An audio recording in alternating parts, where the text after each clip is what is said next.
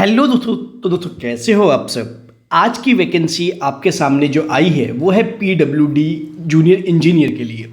Indirectly यहाँ जो vacancy है मैं आपको पहले ही बता दूँ, ये सिविल मैकेनिकल और इलेक्ट्रिकल जो बैकग्राउंड से स्टूडेंट हैं उन्हीं के लिए वैकेंसी है, और एज वेल एज जो डिप्लोमा और बीटेक वाले हैं उनके लिए ज़्यादा अच्छी अपॉर्चुनिटी है। एज वेल एज यहाँ फ्रेशर डायरेक्टली अप्लाई कर सकते हैं, और यहाँ सैलरी का भी अगर क्राइटेरिया मान लें तो सैलरी मैं यही बोलूँगा, एक फ्रेशर्स के लिए एक salary 40 to 50,000 is a enough and good salary, तो उतनी ही रहने वाली है। इनडायरेक्टली जो इन्होंने दी है वो 46,900 सैलरी इन्होंने अपने एडवर्टीजमेंट में शो की है। दोस्तों ये अपॉर्चुनिटी कब आई है, कैसे अप्लाई करना है, कहाँ फॉर्म मिलेगा और कैसे इसको अप्लाई करके आपको सिलेक्शन होने के चांसेस हो सकते हैं, इन्हीं सभी के बारे में बात करेंगे। एज वेल एज बहुत बंदों के दिमाग में या बहुत बंदे ये चाहते हैं कि आगे कैसे बढ़ा जाए, और कुछ बुक सजेशंस जिससे हम ऐसी ऐसी वैकेंसी क्रैक कर सके, उनके बुक सजेशन में कैसे कैसे हमें क्वेश्चन आएंगे और कैसे हम तैयारी करें, उन सब के बारे में इस वीडियो में बात करेंगे।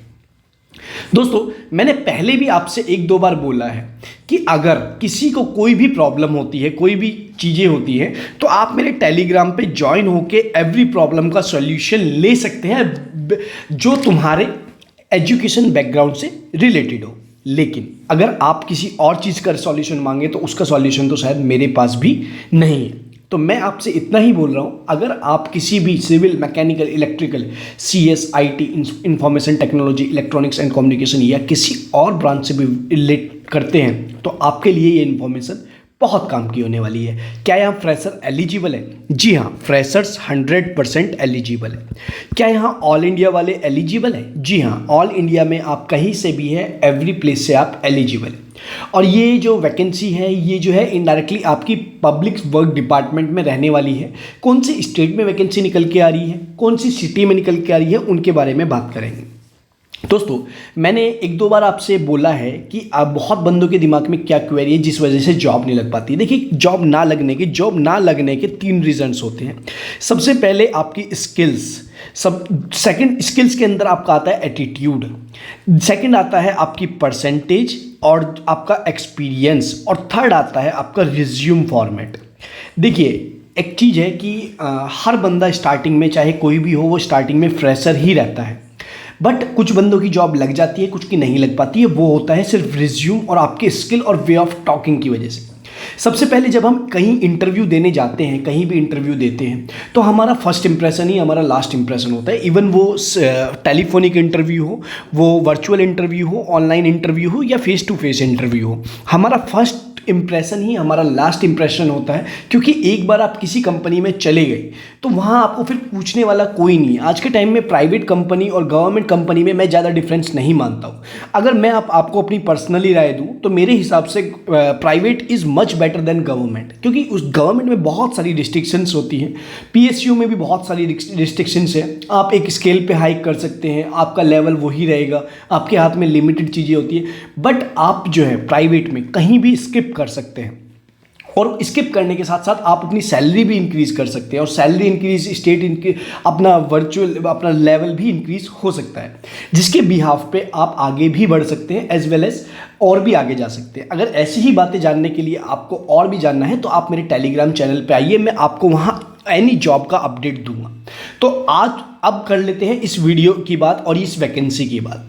दोस्तों ये जो वैकेंसी आई है ये आई है त्रिपुरा पब्लिक सर्विस कमीशन की तरफ से। इनडायरेक्टली ये जो है PSC के अंदर रहने वाली है, और अगरतला में ये नोटिफिकेशन जारी हुआ है। दोस्तों ये इन्होंने साफ साफ आपको नजर आ रहा होगा, online application are invited to bona fide citizen of India for recruitment for the post of junior engineer TES degree civil diploma gazetted and junior engineer TES diploma civil electrical mechanical and group C non gazetted under public work department through combined competitive exam. दोस्तों यहाँ आपका जो exam होगा competitive exam होने वाला है, और यहाँ आपको इनडायरेक्टली अपनी स्किल्स दिखा के या फिर अपना लेवल दिखा के ही आगे बढ़ना है। अब आप बहुत बंदे पूछेंगे क्या हमें इसका फॉर्म भरना चाहिए, मैं यहाँ सभी के बारे में बात करेंगे, प्लस ये कहाँ नोटिफिकेशन मिलेगा उसके बारे में भी बात करेंगे। दोस्तों सबसे पहले हम बात कर लेते हैं नेम ऑफ पोस्ट की। अगर आप देखेंगे डिग्री जूनियर इंजीनियर के लिए TES स्केल क्या रखा है 47,600, और पे मैट्रिक्स रखा है और उसमें 46 वैकेंसी है और टोटल वैकेंसी 88 है। ये है डिग्री जूनियर इंजीनियर वालों को। दूसरी है डिग्री जूनियर इंजीनियर मैकेनिकल वालों के, डिपार्टमेंट है टीईएस। वैसे जहाँ तक जिस डिपार्टमेंट में मैं हूँ वहाँ टीएस होता है टेक्निकल सर्विसेज। अब ये टेक्निकल इंजीनियरिंग सर्विसेज हो सकता है टीईएस की फुल फॉर्म। और इनडायरेक्टली क्या काम होता है अगर आपको वो जानना है तो आप मेरे को कमेंट सेक्शन में बता दीजिएगा, मैं अपने टेलीग्राम चैनल पे उसका मेंशन कर दूंगा कि टीईएस का वर्क क्या होता है या टीएस का वर्क क्या होता है। तो जो मैकेनिकल के लिए है 6 वैकेंसी, ऐसे ही सेम क्राइटेरिया है इलेक्ट्रिकल वालों के लिए 6 वैकेंसी। अगर आप देखेंगे डिप्लोमा वालों के लिए सिविल में इन्होंने टीईएस ही आपका रहने वाला है और डेजिग्नेशन रहेगी आपकी जूनियर इंजीनियर, ग्रेड रहेगा आपका 5th बी। बट जब जो डिग्री वालों के लिए ग्रेड था वो 5th ए था। और दोस्तों यहाँ जो है 88 वैकेंसी निकल के आ रही है। इसमें अनरिजर्व कैटेगरी के लिए 46 वैकेंसी, एसटी के लिए 27 एंड एससी के लिए 15 वाली। इसी के साथ साथ डिप्लोमा वालों के लिए जो मैकेनिकल से हैं उनके लिए 6 वैकेंसी, इलेक्ट्रिकल वालों के लिए 6 vacancy, as well as distribution of post revised by women's candidates. दोस्तों यहाँ अलग से वुमेन्स के लिए कुछ क्राइटेरिया रखा है। जो फीमेल कैंडिडेट हैं उनके लिए अलग से क्राइटेरिया रखा है। त्रिपुरा जो पब्लिक सर्विस कमीशन है उन्होंने क्या क्या क्राइटेरिया रखा है जी। जूनियर इंजीनियर जो ए ग्रेड है, अब ध्यान में रखिए ए और ये दोनों ही जूनियर इंजीनियर है, आप इनको डिग्री और डिप्लोमा में कैसे कन्वर्ट करेंगे आपको सबसे पहले जान लेना है कि ए ग्रेड वाले जितने भी हैं वो डिग्री वाले हैं एंड बी ग्रेड वाले इज इक्वल्स टू डिप्लोमा। ये डिप्लोमा होल्डर है और ये डिग्री होल्डर है। तो degree is equals to BE BTech and diploma is as you know diploma.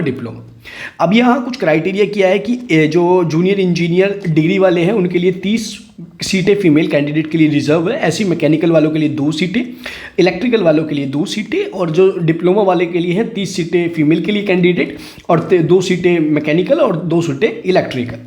ऐसे ये रिजर्व्ड है। अब इनकी बात कर लेते हैं क्या इसमें कौन कौन अप्लाई कर सकता है, कौन कौन नहीं, और क्या क्या आपके पास डिग्री और डिप्लोमा होना चाहिए और कब का होना चाहिए।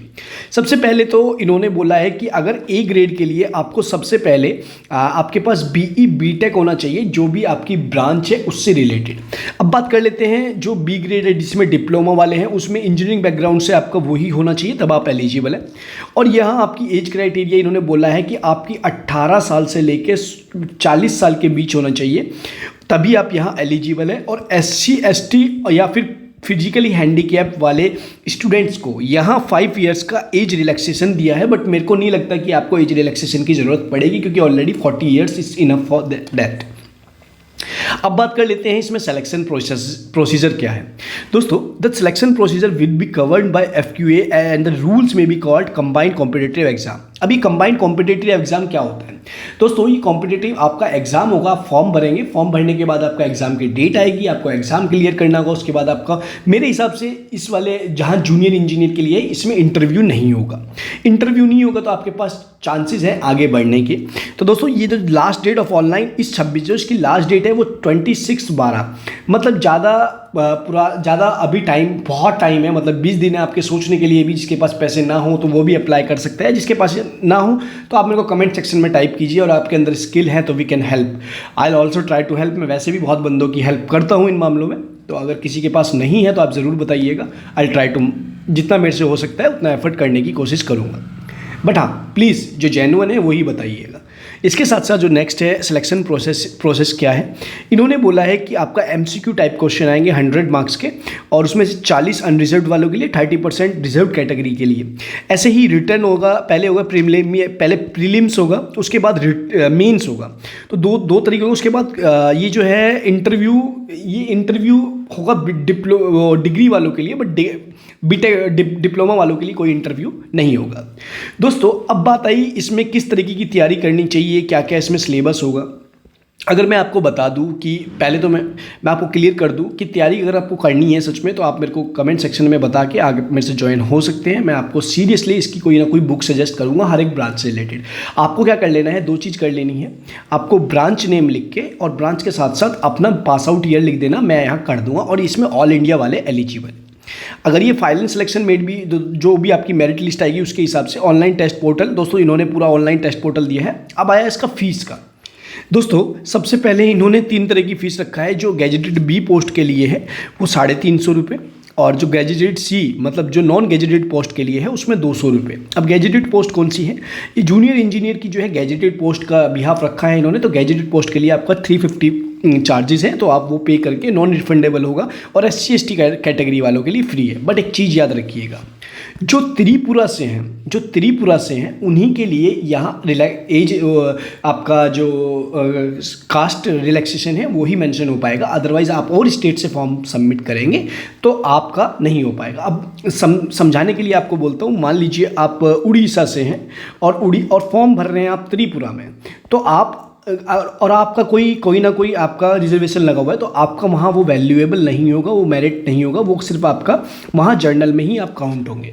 तो आप इस चीज़ का ज़रूर ध्यान रखें, अपने स्टेट से बाहर जा रहे हैं तो। और वैसे भी आज के टाइम में मेरे हिसाब से रिजर्वेशन नॉन रिजर्वेशन से कुछ होता नहीं है, ये सब अपने हमारे दिमाग का वहम रह चुका है। तो इन चीज़ों की ज़्यादा दिमाग ना लगाते हुए अपनी तैयारी स्टार्ट कीजिए। कोई भी प्रॉब्लम होती है कमेंट सेक्शन में टाइप कीजिए और आगे बढ़ने की कोशिश कीजिए। मेरी हेल्प जहाँ जहाँ चाहिए होगी, I am always with you. जल्दी से जल्दी अप्लाई करके, अप्लाई लिंक कहाँ मिलेगा इसका मैं नोटिफिकेशन लिंक जो है वो डाल दूंगा अपने टेलीग्राम चैनल पर, और अप्लाई लिंक डाल दूंगा अपने वेबसाइट पे, जहाँ से आप इसको जाके अप्लाई कर सकते हैं। कोई भी प्रॉब्लम होती है, I am always with you. मिलते हैं नेक्स्ट वीडियो में, तब तक के लिए जय हिंद।